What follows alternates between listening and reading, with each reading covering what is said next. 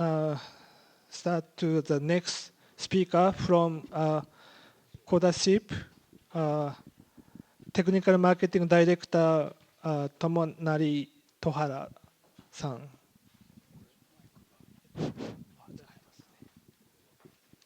こんにちは。コーダシップの東原です。今日の、議題なんですけども、事前のタイトルとちょっと思考が異なっています。今回私の話はちょっと15分で短いんですけども、その15分の間に、オープンソースの RISC-V のハードウェアですね、特にハードウェアの面について実際の SOC で使った時にどういうふうな現状なのかというのを私の目から見て、少し、発表して、その後弊社の、テクノロジーに関して簡単に紹介をしたいと思います。たった15分なので、深いところまで入れないんですけども、弊社エキシビションのところにデスクを置いていますので、この後よろしければぜひお立ち寄りください。そしてこの後なんですけども、すべて英語でいたします。Now, the open source hardware, promise and hopes.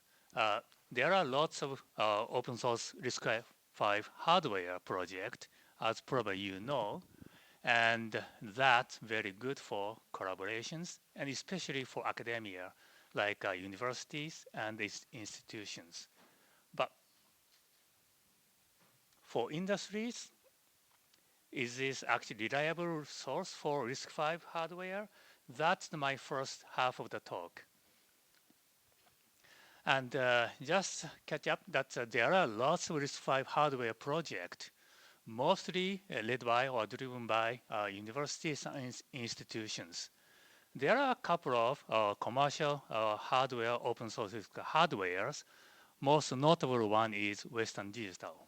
They are actually one of the very strong support of RISC-V. And most of the cores are available on GitHub. So that means you can download. Now, the important thing is you can download, but that doesn't mean that you can actually build and install and use for your project. That's very different. GitHub has repositories, but that doesn't mean that you can use it automatically. Now, there are lots of cores available. Now, you can pick and choose, maybe, but for your project, not a research project, but for your commercial SOCs, can we use it? That's the thing that we want to actually review for the next slide. The title is open source hardware. Can it be usable? First of all, we need to actually acknowledge that open source is not a product. It's not a product. It's just some actual design, and then somebody contribute, then put on a GitHub. But it's not really actually the product, and nobody said open source is a product. So that said, that it's not actually packaged as a product. There are IP companies, ARM and Cadence, Synopsys. They sell the processor as an IP product, and that means, since you know many of you probably know the ARM processor IPs, they actually package as a product. They immediately usable for your project. That's the promise of the IP companies actually gives you for the licensees. However, in the open source domains, that's not. And some cases, open source and GitHub hardware, you have hardwares, but to get the SDK, you need to go to another GitHub, then bring your SDK set from that. Then you can actually combine everything, then make it as a processor. So that's actually you may need to do. I don't say every IP package in GitHub is so, but majority of the open source hardwares, it's just hardware portion. SDK come from other. Now that's actually the open source, but most important thing for the actual for SOC usage, you need to count on somebody to support your project. And open source hardware case, can we actually get professional support from the open source communities. That's the thing you need to think of if you decide to use open source domains. There are many things support. That's actually the 3 stages. First is actually for your SOC development time. You may encounter the issues. Now you need to actually find out the solutions, right? And then if you actually find the issues, then ask on the communities, can we get the response the time that you need? Meaning that your SOC project does not wait for somebody to actually respond. You have to have a solution. You have to have a debug right away, and you can't say that, oh, my project is in that I need this actually the debug next day. Can community actually respond to you? That's actually you may not, because nobody actually commit to do that kind of support. That's IP vendor support, but not open source.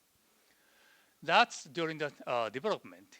Now, after the SOC shipment, you are responsible for supporting to your end users. That means you need to continue to support your SOCs.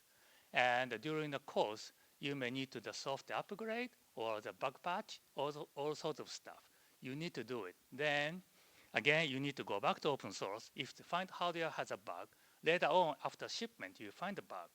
Now you need to patch the hardware bug by usually software that's a compiler or assembler.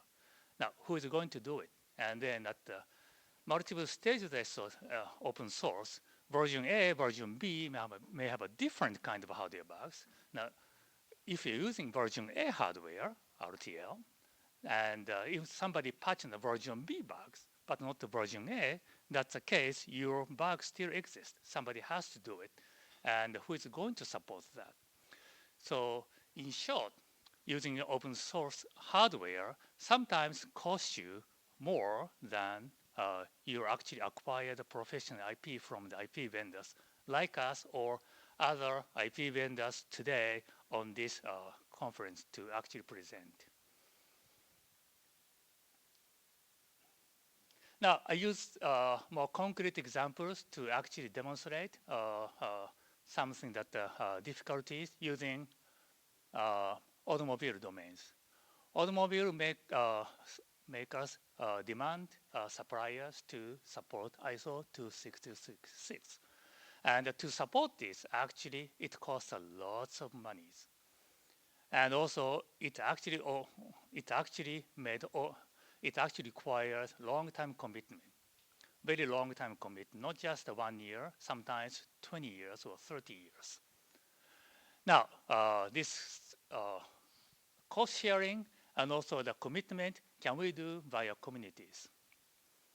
Who is going to actually pay that cost, and who is going to commit the long-term actually the support? And my conclusion, our company's conclusion, it's probably unrealistic actually do this open community basis. Somebody actually take ownership and do. And who is somebody? Is mostly commercial companies, because commercial companies actually can charge the fees that actually is going to hire the people, then do the support.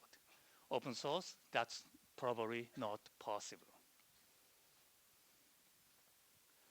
Now, my talk on open source hardware looks like very negative. I don't say that's negative. I just say that if you actually go and think that using the open source hardware, you need to think of this kind of stuff. Not just think open source hardware, it's free, therefore you can save the cost. But you need to think further than finding out it's actually really is actually good for your SOC designs. Commercial SOC, I'm not talking about academic or any research. Now, to address, you may have a solution.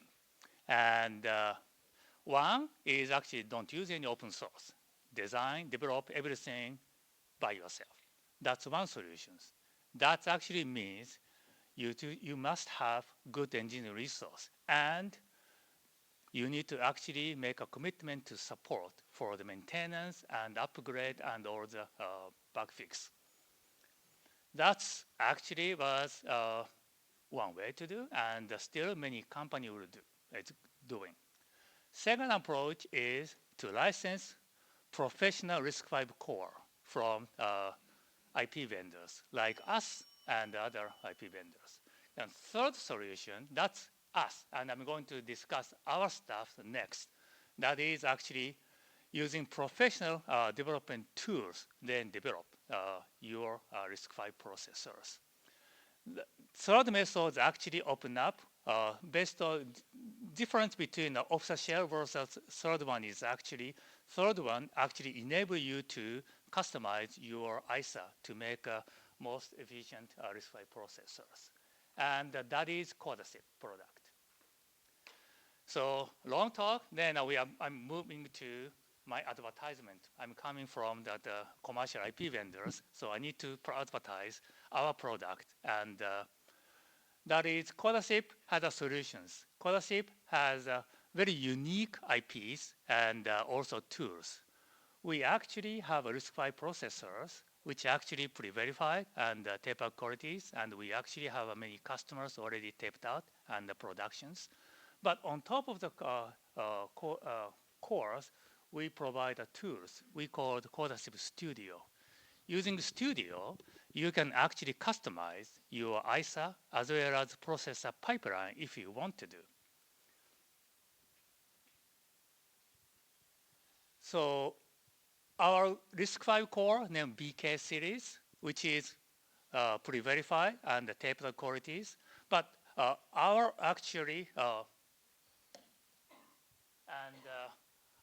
since we are the IP companies, we actually package the SDK, HDK. That includes RTL test bench and the documentation for hardware domains.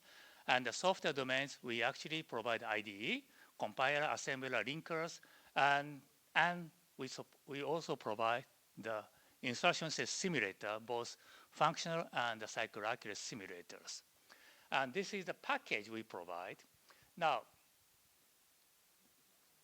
as a tool, we actually provide, we call the Codasip Studios. That Studios actually enable you to customize RISC-V processors, starting from BK, or if you really want, design everything from the scratch using our Studios, you can even do so, completely from the scratch.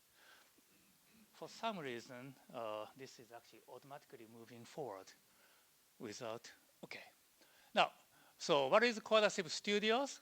That is actually integrated IDE to design and analyze and then verify your RISC-V processors. It's a very unique tool which actually enable you to design, analyze, and then verify your RISC-V processors on everything on a cockpit.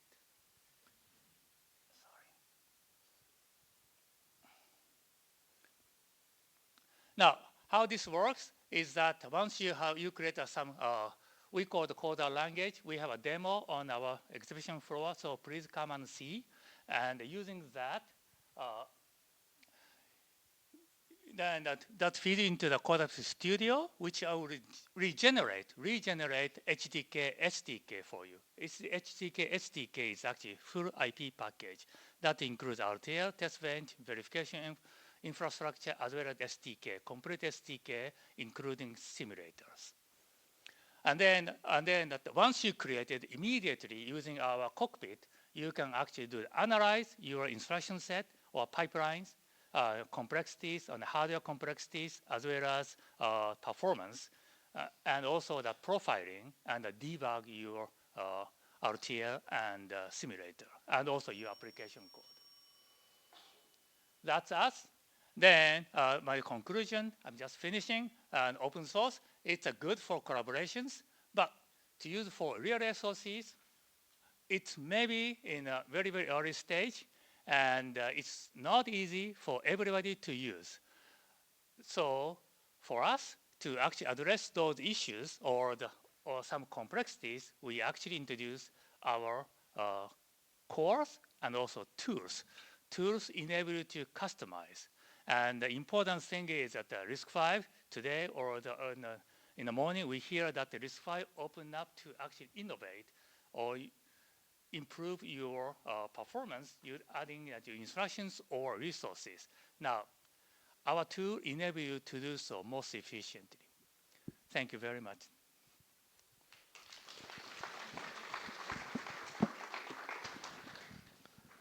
Thank you. Yeah.